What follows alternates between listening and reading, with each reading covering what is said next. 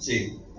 Muy buenos días, mis amados hermanos. Le damos gracias a Dios por la gran oportunidad que hoy tenemos de poder entrar a su palabra y estudiar de nuevo, preparándonos para crecer espiritualmente. Hoy tenemos un estudio muy interesante donde se habla acerca de del compromiso del cristiano con Dios, con Cristo, ¿verdad? ¿Cómo se da este?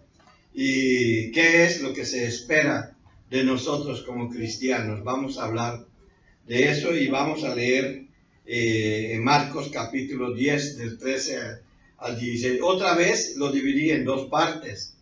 Uno es Marcos del 13 al 16 y el otro es Marcos del 17 al 22 para hacer dos bloques. Y estos dos bloques, cómo se relacionan unos con otros. Y entonces ver que nos da una enseñanza profunda nuestro Señor Jesucristo cuando inspiró a Marcos a escribir esto según las enseñanzas del apóstol Pedro. Pero vamos a encomendarnos a Dios, vamos a orar, vamos a dejar todo en sus manos. Señor, te damos gracias esta mañana por la oportunidad de la vida que nos has dado, por la oportunidad de poder estar aquí y poder convivir con nuestros amados hermanos y hermanas, porque podemos estar juntos y disfrutar lo que es el mensaje de tu palabra, Señor, que vamos a tener en el momento del servicio dentro de un rato, por lo cual te pedimos, Señor, que tú nos prepares. Ahora, abre nuestra mente, nuestro corazón para esta palabra que vamos a estudiar, Señor, porque tú la has preparado desde hace bastante para que nosotros te conozcamos más y sepamos qué es lo que tú quieres de nosotros. Padre, te damos gracias por esta oportunidad y te bendecimos. Bendice nuestras vidas, bendice a los que estamos aquí, a los que nos están viendo y a todas aquellas personas que en algún momento a través de tu palabra han de llegar a tus pies, Señor. Úsanos, somos tus siervos. Gracias por todo, Señor, en el poderoso nombre de nuestro Señor Jesucristo. Amén. Amén. Allí en Marcos capítulo 13 al 16 es uno de los pasajes que más hemos utilizado para hablar de cómo los niños son bendecidos por Dios. Y es allí en Marcos donde dice así muy directamente, allí en el versículo, ¿cómo se llama? 16, sí.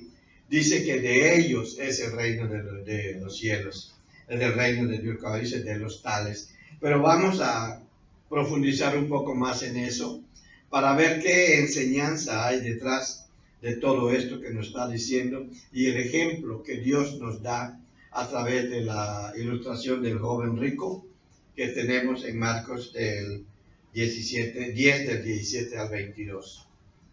Entonces, alrededor de eso va a estar la palabra. Dice la Escritura en Marcos 13 al 16. Y le presentaban niños para que los tocase, y los discípulos reprendían a los que los presentaban.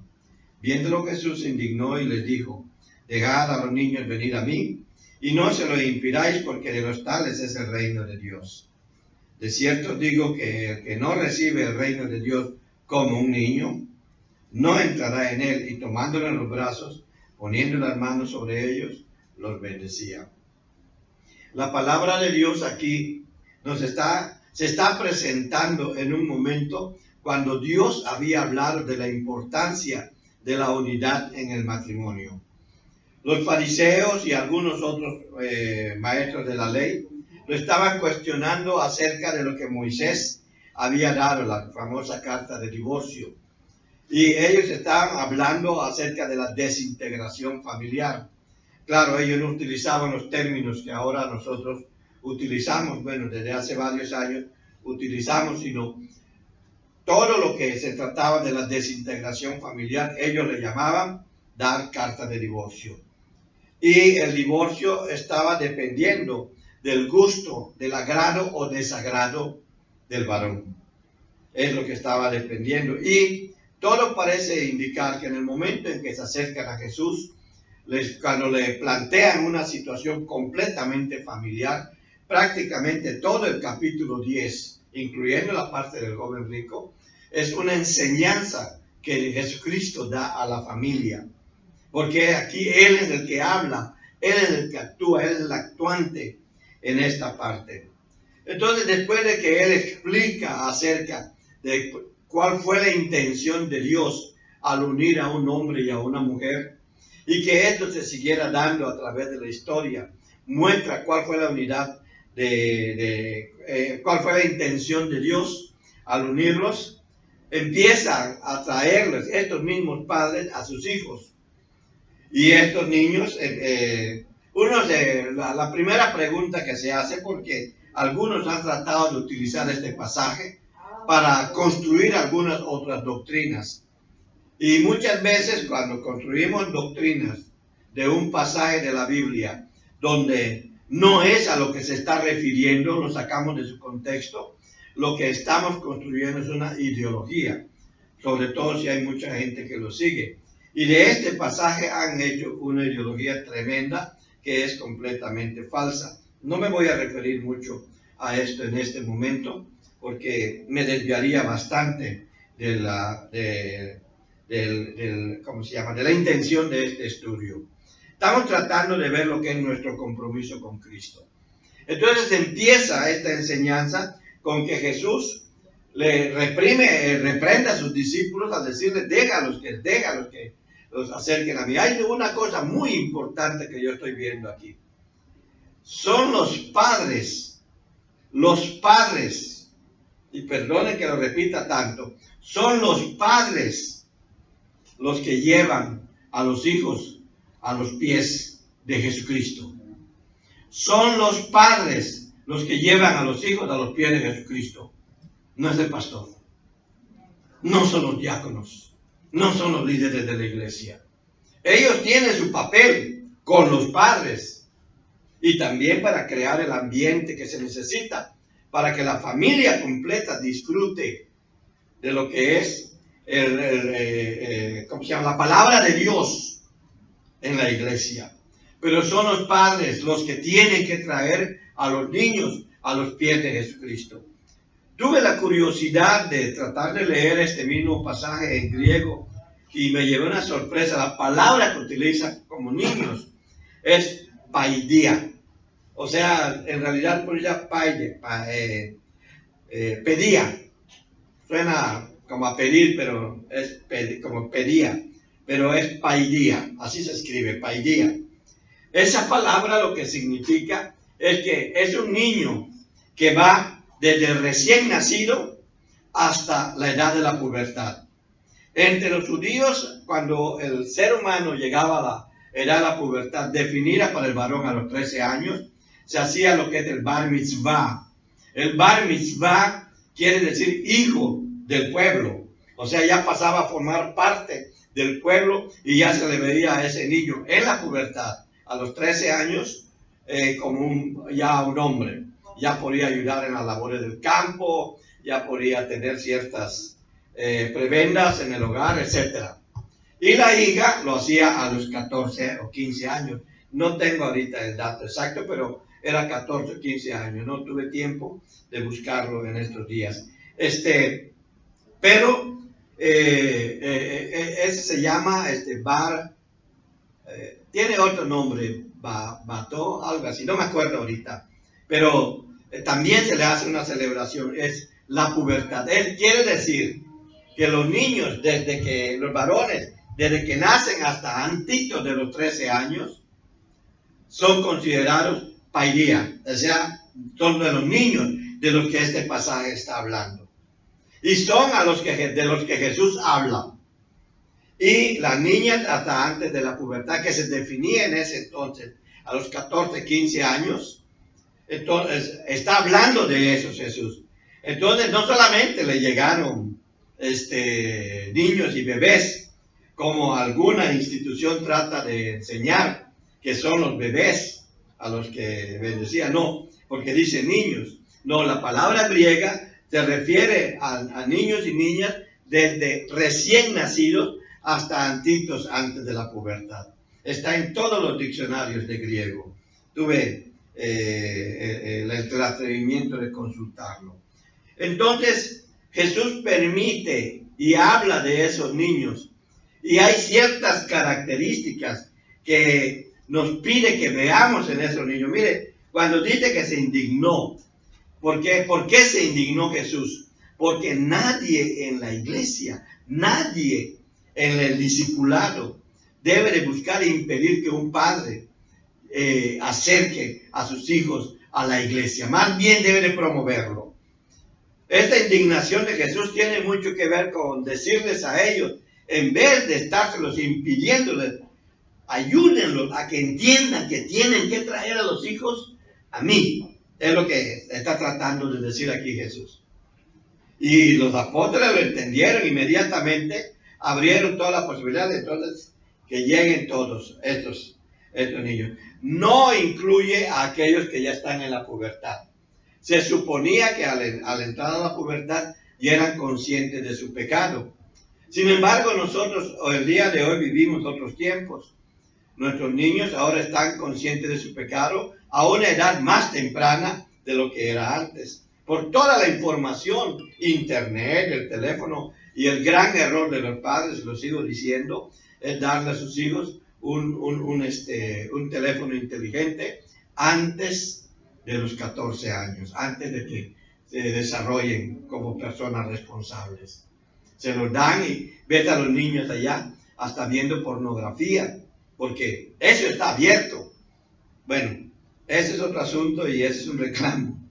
Bueno, Jesús lo está diciendo, déjenlo, porque de los niños, de estos niños, es el reino de los cielos. En aquel entonces, como les decía, desde el nacimiento hasta la pubertad, tantito de la pubertad, de ellos era el reino de los cielos. Y da una enseñanza tremenda allí. Es decir, el reino de los cielos no depende de si estás o no bautizado. Por eso hablaba de ideología. Cuando se utiliza este texto para decir que hay que bautizarlos para que estén en el reino de los cielos, es tergiversar la enseñanza que Jesús está dando aquí. Está hablando del reino de los cielos al cual llegan por una bendición recibida del mismo Jesús. Y eso es muy importante y quiero que lo tomen muy en cuenta. Por eso, y después empieza a decirles, porque me imagino que otros padres decían, bueno, ya bendijiste a mis hijos. ¿Y nosotros? ¿Qué pasó conmigo? Entonces Jesús no se queda nada más con los niños. Y vemos en el versículo 15. De cierto os digo que el que no reciba el reino de Dios. El reino de Dios aquí es la palabra que utilizaba, porque Marcos empieza su evangelio allá en el capítulo 1, versículo 1, que dice que Jesús vino hablando, predicando el reino de Dios. O sea, predicar el reino de Dios es lo que hoy llamamos evangelio. Hablar del reino de Dios es lo que hoy llamamos evangelio.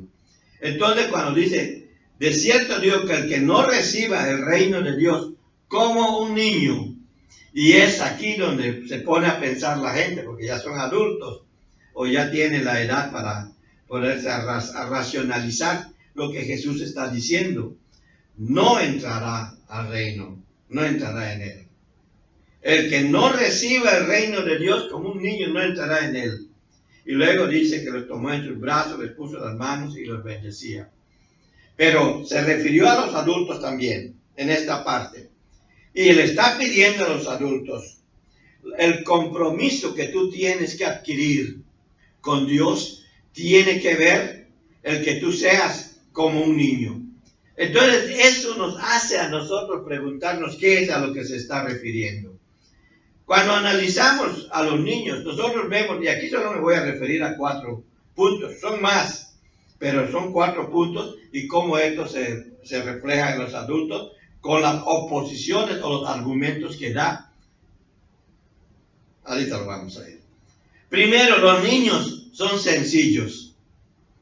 La sencillez, una persona lo puede reconocer de sí misma, pero la sencillez es el testimonio que uno da de lo que otros reconocen como humildad. La sencillez en la persona es humildad ante los demás. En la medida en que yo sea sencillo, los demás aceptan de que es humildad. Entonces, cuando se habla de que los niños son sencillos, porque los niños vienen sin pretensiones de ninguna clase. O tú ves a un niño hasta cuando le habla a uno, por ejemplo, un niño a mí me dice, Pedro, me dice, ¿no?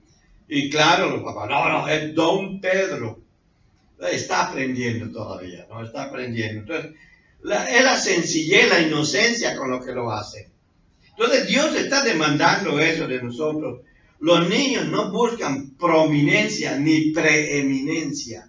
No buscan destacar, no buscan tener un enfoque personal. Yo soy el más importante. Eso se los enseñamos a los hijos, los padres. Y es una mala enseñanza. Que tú seas bueno en tus estudios y todo, tienes que enseñar el valor de la sencillez. Estamos hablando en realidad de valores aquí. Los niños no buscan la prominencia. Cosas como orgullo, prestigio, están ausentes de su conducta. Es más, los ve uno jugar, gané. Pero después están a la par del otro, abrazados, jugando y hablando. Aquello que ganó no lo subió, pero tampoco lo bajó. Aquello de que fue mejor que su compañero corriendo, no lo subió, y tampoco lo bajó. Al rato ya está con su compañero otra vez. Entonces Dios demanda en nosotros la sencillez. Pero cuando nos lo pide a nosotros, como es el testimonio que tenemos que dar ante los demás, le llama humildad. Por eso dice que Dios a los que se humilla, exalta, y a los que se exaltan, los humilla. ¿Cuál es la finalidad de que Dios lo humilla a uno? ¿Lastimarlo? No. Que aprendas lo que la sencillez, el valor de lo sencillo en el reino de los cielos significa para tu vida. Esa es la razón. Dios no lastima a nadie. Dios no lastima a nadie. Aún en el castigo no lastima a nadie. El único castigo que va a ser fuerte de parte de Dios es el del juicio final. Cuando lance a todos los pecadores que no se arrepintieron al lago de fuego. Ese sí es el castigo más fuerte, porque es la ausencia absoluta de Dios. También otra característica de los niños, obedecen. Los niños están listos para seguir instrucciones. Y lo vemos incluso cuando están estudiando. Aprende las tablas de multiplicar, aprenden. Hace esto, barre, o no lo ha visto. Se pone usted a barrer cuando ellos todavía son pequeños, antes de los 4 años, y agarran la escoba, así apenas la pueden cargar, por ahí se van detrás de usted, tratando de barrer. Porque hacen lo que ellos ven que usted hace, y eso debe de decirle que tenga cuidado con lo que hace, porque tarde o temprano su hijo o su hija lo va a hacer. Entonces, ellos obedecen, es algo natural. Los niños aprenden a desobedecer. Eso no viene solo por así. Los niños obedecen, están listos para seguir instrucciones. Y dice, los niños siguen instrucciones porque aún no han aprendido a hacer lo que les parece. No lo han aprendido. Otra vez, esas cosas a desobedecer o hacer lo que les parece para desobedecer es una conducta aprendida. Por eso existe una corriente en la psicología que se llama conductismo, la manera de cambiar la conducta de aquellas personas que se han desviado de su naturaleza conductual. La soberbia y el sentimiento de independencia es lo que causa la separación del ser humano, del hombre, de sus semejantes y también de su comunión con Dios. Cuando los niños aprenden a desobedecer, esto se va a reflejar en desobediencia a Dios. Porque aprenden a desobedecer porque se vuelven egoístas. Pero ¿qué es lo que Dios espera de sus hijos? Que sean como niños sencillos y obedientes. ¿Sí? Que sean confiados. Los niños resaltan lo que es la confianza. Confían en los demás, en sus padres, en sus hermanos, en las personas mayores. Acepta la autoridad de otros en todas las cosas. Lo manda a hacer algo, lo hace. Es cuando ya empieza a imitar ciertas cosas. Ve al papá o a la mamá muy orgullosos, o a los tíos, o a las tías, a los abuelos, o a alguien muy orgulloso. Y si usted no sabe, no está cerca de su hijo para enseñarle que eso no es lo correcto, lo va a repetir. Entonces, aceptar la autoridad de otros en todas las cosas es una de las cosas que Dios ha pedido también de sus hijos. Lo tenemos allá en Romanos 13, del 1 al 5, donde dice que debemos nosotros de obedecer nuestras autoridades. Cuando tú te refieres mal a una autoridad, estás pecando contra Dios. Puedes conocer sus defectos. Y lo bueno de conocer sus defectos es que tienes la oportunidad de orar por esa autoridad. Porque si conoces sus defectos y no oras por él, cuando te refieres a sus defectos, estás pecando. Porque estás desobedeciendo al Dios que te dijo, obedezcan a sus autoridades. Y no solamente me refiero a las autoridades civiles, también a las autoridades dentro de la iglesia. Expresarme mal de una autoridad dentro de nuestra iglesia es pecado, hermanos. ¿Tiene defectos? Sí, todos. Nuestro pastor, los diáconos, los maestros, todos tenemos defectos.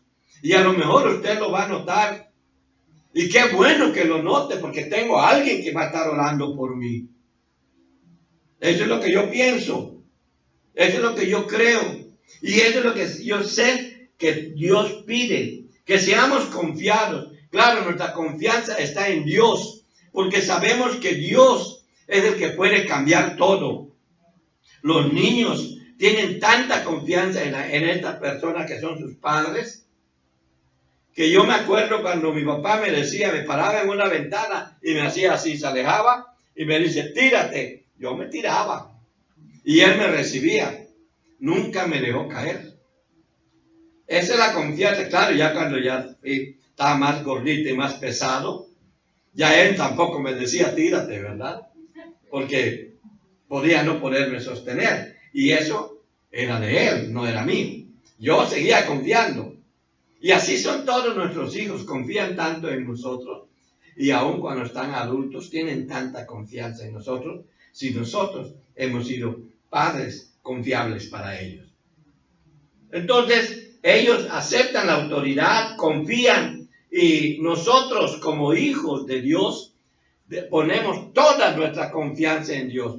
Bueno, yo digo toda nuestra confianza en Dios y ahorita vamos a ver a qué se está refiriendo. Otra cosa, al estar confiados, evita la rebeldía. Nuestra confianza en Dios es lo que debe de evitar que nosotros seamos rebeldes con Él. Porque cuando nuestros hijos confían en nosotros, ellos no se nos rebelan, porque nos tienen confianza. ¿Sabe cuándo se rebelan mucho los hijos? Cuando no confían. O alguien ya les enseñó a no confiar en mí. Y yo no tuve la precaución de darme cuenta de que estaba aprendiendo afuera o con otros familiares algunas cosas que no eran adecuadas. Por eso es que nosotros vemos la rebeldía, porque la rebeldía no es nada más ni nada menos, según nos dice las Escrituras, claro, en un extenso estudio, que es falta de confianza. El hijo se rebela porque no confía. Así el Hijo de Dios se revela a la autoridad que Dios ha puesto en la iglesia porque no confía en Dios. Porque no se pide que confíe en la autoridad, pero sí que le tenga respeto porque ha sido puesta por Dios, según Romanos 13, del 1 al 5. Entonces, cualquier persona que se revela a la autoridad está ofendiendo a Dios, porque Dios lo puso. Y estoy diciéndole, Dios, no confío en ti porque te equivocaste al poner ese allá. Al ponerlo tú, me echaste a perder la vida a mí. Miren nomás. ¿Cómo se dice? La sartén. Ya no me acuerdo cómo se dice ese dicho. Enseñándole al cocinero, ¿no? En vez de que el cocinero use la sartén está usando al cocinero. No. Nosotros no somos Dios como para poder regañar a Dios y decirle a Él qué es lo que nosotros necesitamos. Él sabe de antemano. Vea Mateo 6, hasta antes del versículo 33. Él sabe lo que nosotros necesitamos. Él sabe lo que necesitamos. Otra cosa muy importante de los niños, no guardan rencor. Quise sacar estos 4 valores para que veamos la siguiente parte. No guardan rencor. Usted puede ver a los niños que se pelean. Y viene el papá de ese niño y viene el papá del otro niño y se pelean también por causa de los hijos. Al rato los niños se van a jugar juntos, se olvidan del pleito, pero los papás siguen enojados. Eso pasa. Es que ellos no guardan el rencor. Pueden enojarse. Incluso pueden reaccionar de una manera violenta, porque es nuestra naturaleza pecaminosa. Está en nuestra naturaleza. Y uno como padre tiene que controlar todo eso. Tiene que aprenderlo, tiene que enseñarles a que tengan dominio propio. Pero para enseñarles a que tengan dominio propio, como ellos no saben qué es, no entienden qué es, tengo que mostrárselo. Y si yo no tengo dominio propio, mi papá se enoja tan rápido y le lanza la cachetada a mi mamá. Entonces cuando yo me enoje, le voy a lanzar la cachetada también. No lo piensan así, pero reaccionan así. Ese es lo malo. Por eso los niños no guardan rencor. Entonces Dios nos está diciendo a los que son como los niños, ¿verdad? El que no sea como uno de los niños no va a entrar al reino de Dios. Está diciéndonos por lo menos que nosotros tengamos estas virtudes.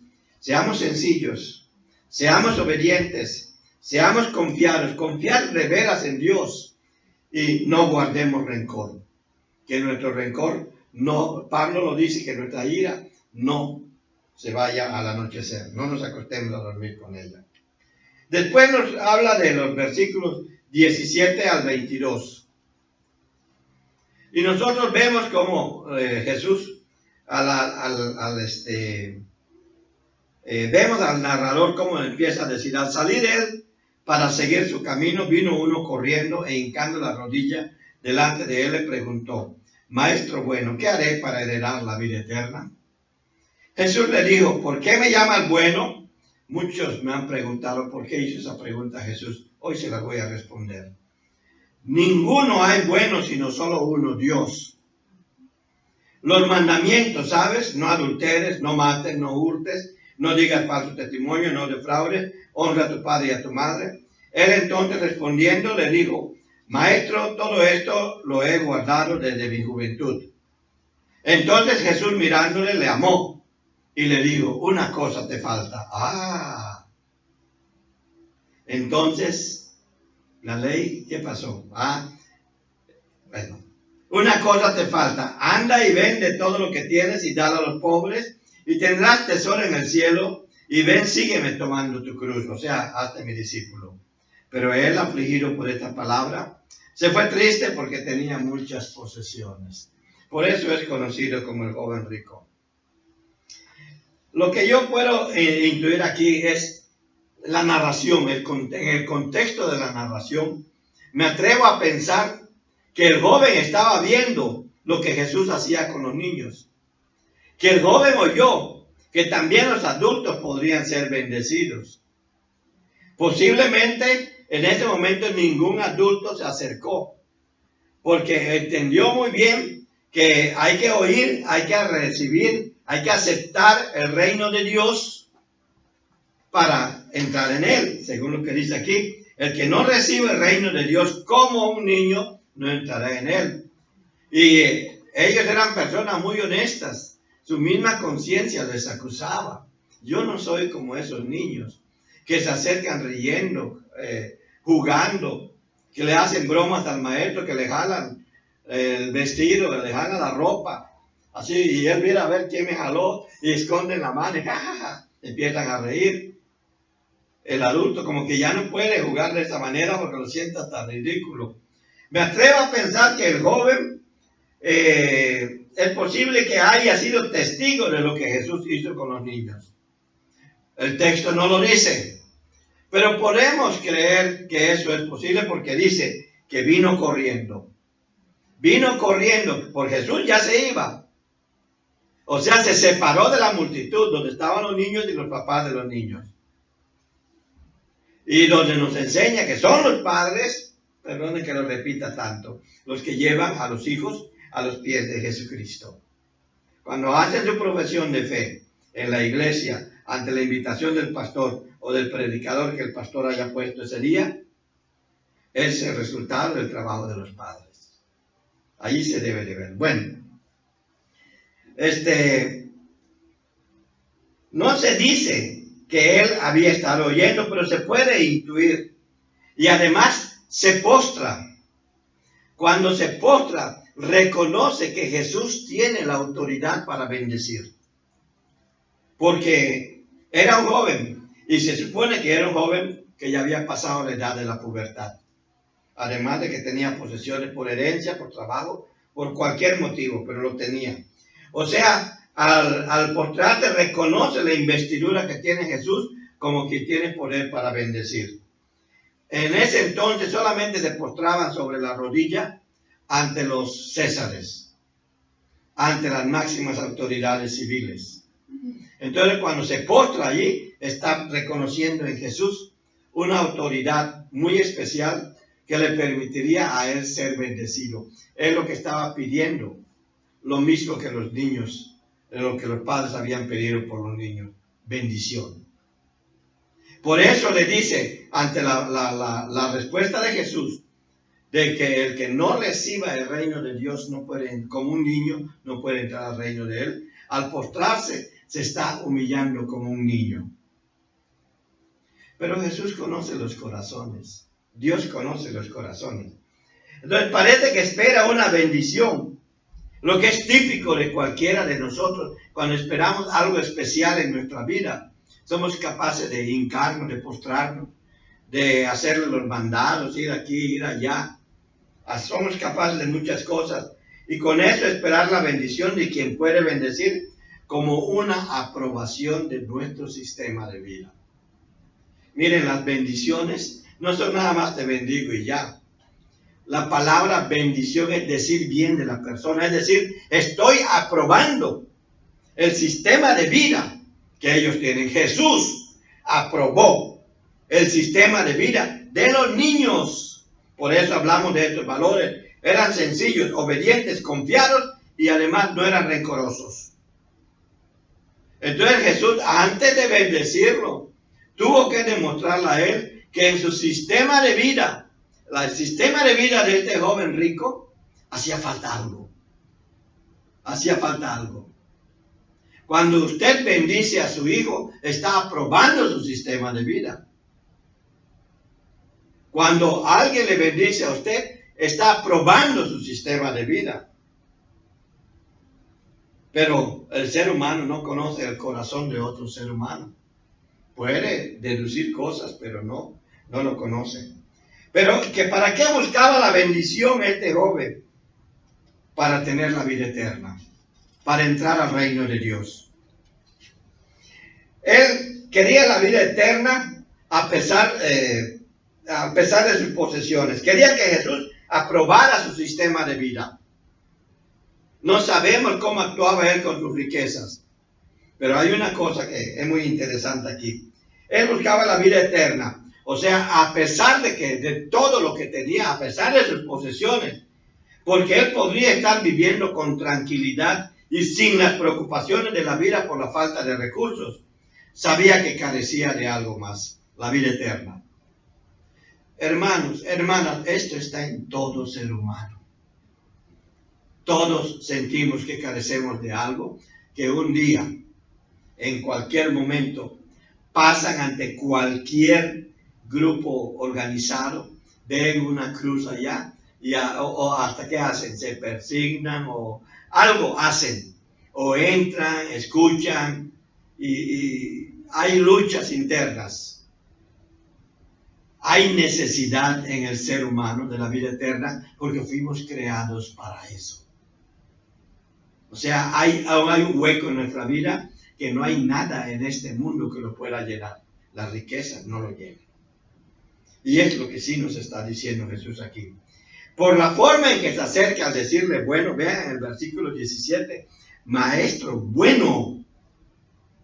Cuando Jesús le dice, ¿por qué me llamas bueno? Pero vea lo que le dice, ninguno hay bueno sino solo Dios. ¿Qué es lo que está diciendo Jesús? Ahora les voy a llevar al periodo anterior de los 10 mandamientos. Lo que Jesús le está diciendo aquí a los jóvenes, cuando le dice que solo Dios es bueno, no está negando que Él era divino, no lo está negando, tampoco está diciendo que Él era Dios, porque Jesús predicó con el ejemplo lo que significa adorar a Dios. Lo hizo todo el tiempo. Es nuestro mayor ejemplo de cómo se debe de adorar a Dios. Le está diciendo a este muchacho los primeros 4 mandamientos. Amarás a Dios por sobre todas las cosas y bla, bla, bla. No te lo voy a repetir porque usted ya lo debe de saber. Lo estudiamos largo y tendido. Esos son los 4 primeros mandamientos. Entonces cuando le dice, bueno, y Jesús le contesta, ¿por qué me llaman bueno? Si no, solo hay uno bueno. Dios le está hablando de los primeros 4 mandamientos. Le está diciendo, no busques una relación conmigo como ser humano. Busca una relación con Dios. Y acuérdense que los primeros 4 mandamientos hablamos de la relación con Dios. Y los otros 6 mandamientos, a partir de honra a tu padre y a tu madre, ¿verdad? Hasta el final, no codiciarás nada de tu prójimo. Hablamos de nuestra relación con nuestro prójimo. Entonces, cuando Jesús le dice que solo Dios es bueno, le está diciendo cómo está tu relación con Dios. Pero inmediatamente le dice los mandamientos, ¿sabes? Y entonces le habla de su relación con su prójimo. Le está hablando de los mandamientos. Y me encanta la respuesta de este joven y la he utilizado mucho para muchas predicaciones. Pero en este estudio quiero que lo veamos de esta manera especial. Él le dice, todo esto lo he guardado desde mi juventud, es decir, desde que dejé de ser niño. Todo esto lo he guardado desde que dejé de ser niño. Me convertí en joven. Todo lo he guardado. ¿Qué es lo que ha guardado? Los mandamientos que hablan de mi relación con Dios, los primeros 4. Y los mandamientos que hablan de mi relación con mi prójimo, los siguientes 6. Es a lo que se están refiriendo aquí. Es lo que entre líneas podemos ver. Es lo que el Espíritu Santo nos está revelando. No han desaparecido los mandamientos. Pero hay una cosa muy importante. No nos proveen la vida eterna. También lo está diciendo. Cuando el joven le dice, esto lo he guardado, esto lo he guardado, Jesús le está dando a entender cuando él dice, ¿qué más me falta? Mateo es el que añade esto, allá Mateo 19:20 dice, ¿qué más me falta? Esto puede venir de todo el contexto del pasaje que estamos leyendo a partir del versículo 17, de que no lo tenía, por eso lo pide. Pide la bendición para que se acepte su sistema de vida, habiendo guardado todos los mandamientos. Y aquí lo que yo decía al principio, si dice la Biblia que él confiesa, y esto viene de una narración de parte de Jesús, él confiesa que los había guardado, es cierto. Es cierto, porque si no voy a decir, aquí en la Biblia hay una mentira. No, yo no puedo caer en esa blasfemia. Si dice él que lo había guardado desde su juventud, es cierto.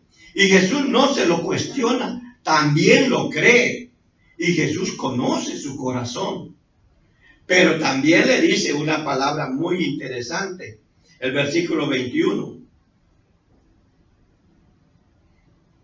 Una cosa te falta. En el versículo 21, allá le dice, Jesús mirándole, le amó. ¿A quién va a mirar Jesús y no lo va a amar?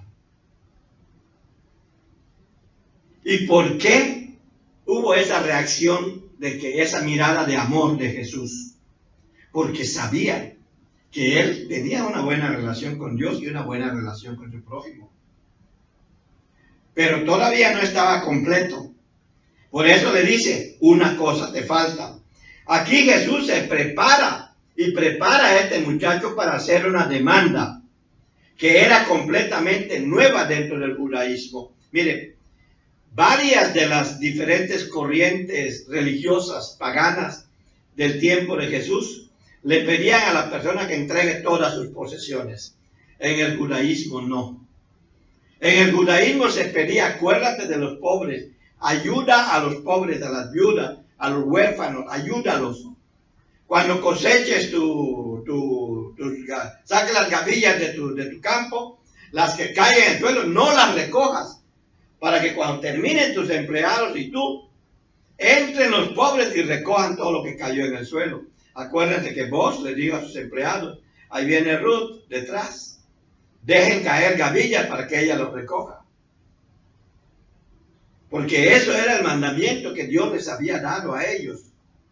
No entregar todo lo que tenían, no.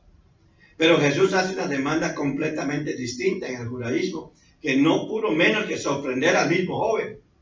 Cuando le dice, anda, vende todo lo que tienes. Pero cuando le dice, una cosa te falta, y la costumbre que tenían de no pedir todo eso, ¿verdad? Le estaba pidiendo que sea humilde. Y yo hablé de que para ser humilde hay que reconocerse sencillo. Y la sencillez no trae extravagancias. No trae extravagancias. Entonces, no era sencillo. Por algo Jesús le dice, no está siendo como un niño. Y no se queda allí. Cuando le dice, vende todo lo que tienes. Y en la otra parte dice, y ven, sígueme tomando tu cruz. Esta petición demanda un paso de fe. De repente vas a deshacerte de todo lo que tienes y te vas a quedar sin nada. Porque sabes que el dinero se gasta. Te vas a quedar sin nada. Aquí estás demandando un paso de fe. Un salto de fe, como le solemos llamar teológicamente. Es un paso de fe, es un salto de fe a la dependencia total de Dios, en una confianza absoluta en la que se habría de manifestar que realmente había y estaba obedeciendo los primeros 4 mandamientos. ¿Cómo es tu relación con Dios? Si tienes una buena relación con Dios, debes de tener una confianza absoluta en Dios. Unos minutitos, por favor. Una confianza absoluta en Dios. Es decir, cuando le dice Jesús, vende todo lo que tienes y ven, sígueme tomando su cruz, le está demandando un voto de confianza. ¿Qué confianza tenía? Es decir, aquello que se pedían los niños, que eran sencillos y que también tengan confianza, aquí estaban siendo cuestionadas. O sea, a pesar de que había guardado toda la ley, todos los 10 mandamientos, ¿sí? Todavía no era como un niño. O sea, tú puedes guardar todos los mandamientos. Y los mandamientos te van a dar calidad de vida. Pero si no eres como un niño, una cosa te falta. Puede ser la sencillez, puede ser la confianza. Pero cuando dice, dalo a los pobres, es decir, el dinero que recibas, dalo a los pobres y tendrás tesoro en el cielo. Él confiaba más en lo que tenía en su mano. Allí es posible que piense, no, aquel me la hizo, ¿cómo le voy a dar lo que tengo? ¿Cómo le voy a dar esto? ¿Cómo le voy a dar lo otro? O sea, a lo mejor guardaba algún recorcillo por allí. La petición de Jesús no es una invitación a no tener posesiones materiales. Dios puede bendecir tu vida por medio de ellas. Él no te pide que renuncies a ellas. Si las estás usando con sabiduría y las administras bien, además de que las obtienes sin lastimar a nadie, ni defraudar, que es la otra parte. El espíritu de la petición, además de que las obtienes sin lastimar a nadie, ni defraudar, ¿no? O sea, no es una invitación a quedarte sin nada. Si Dios ya te bendijo, te va a bendecir. En ese momento, lo que estaba probando no era lo que tenía, sino era lo que había dentro de él. El afligido, dice el versículo 22, el afligido, después de esta palabra se fue triste porque tenía muchas posesiones. Este versículo parece demostrar que él sí dependía en gran manera de sus posesiones. O sea, no obedeció. Los 4 valores de los que hablamos de un niño, la sencillez, la confianza, el no guardar rencor y el obedecer, ninguna de esas las pasó el joven rico. Ninguna las pasó. Para mí, él al no pasar eso, no recibió el reino de Dios. Porque para recibir el reino de Dios hay que ser como un niño. Dios quiere que sirvas en tu comunidad de fe. Dios quiere que tú lo hagas, que te comprometas con Él. Pero si no lo haces, no es que te está faltando algo.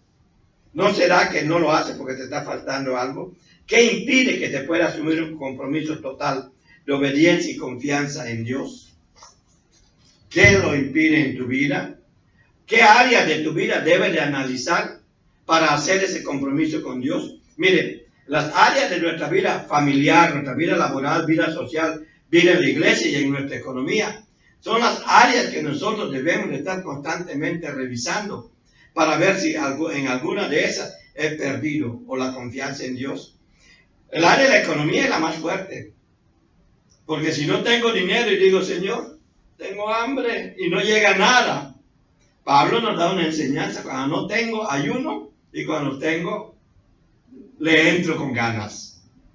Ahí está la enseñanza de él. Es tiempo hoy, y además debe ser periódico, que analices ante estos desafíos tu actitud, tu carácter en la obra de Dios y tu nivel de compromiso.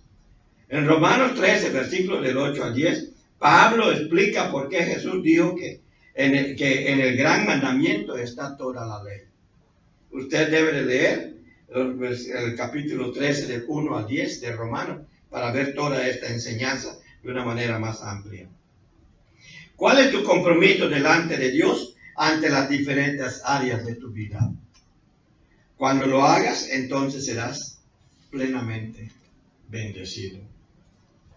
Dios quiere bendecir tu vida de la misma manera como bendice a los niños. Pero para que Dios te bendiga de la manera como bendigo a los niños, es necesario que tú y yo seamos como un niño, sencillo, no rencoroso, obediente y que le tengan plena y absoluta confianza a Dios. Entonces, esta lección es un llamado de que puedes cumplir los 10 mandamientos, así como lo estudiamos en el periodo pasado. Pero si no eres como un niño, algo te está faltando. Padre, gracias por tu palabra, lo que nos has enseñado, y te bendecimos. Gracias por lo que hoy nos has dado. Bendice nuestras vidas y pon en nuestro corazón la huella de tu presencia. Gracias, Señor, gracias. Bendícenos y ayúdanos a ser como niños. Ayúdanos a entender tu palabra para que seamos como niños, recibamos tu bendición y con ello el reino tuyo, Señor, en el nombre poderoso de nuestro Señor Jesucristo. Amén. Que Dios les bendiga, mis amados hermanos.